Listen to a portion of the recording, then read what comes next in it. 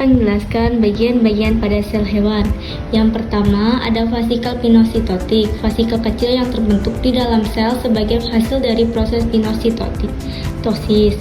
Yang kedua ada lisosom, adalah organ sel yang terbentuk bulat dan bermembran yang berfungsi mencerna senyawa seperti protein dan karbohidrat. Yang ketiga ada vasikel Golgi, vasikel yang terbentuk dari badan Golgi, yaitu organ sel yang berfungsi untuk memproses dan mengemas protein dan molekul lipid. Yang keempat ada retikulum endoplasma atau RE, organ sel yang berupa jaringan tubulus dan kantung yang terbungkus membran.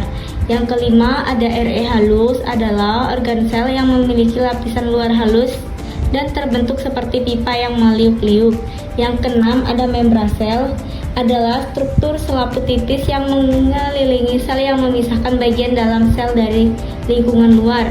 Yang ketujuh ada mitokondria, adalah organ sel yang menghasilkan energi kimia untuk sel, sehingga sering disebut sebagai pembangkit tenaga sel. Yang ke-8 ada aparatus sel, adalah organ sel yang berfungsi untuk memproses dan mengemas protein dan molekul lipid.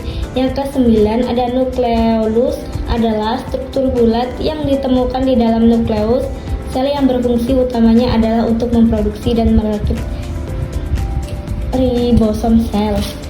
Yang ke-10 ada nukleus, adalah organ terbesar sel yang berfungsi sebagai pusat komando untuk mengatur seluruh aktivitas sel.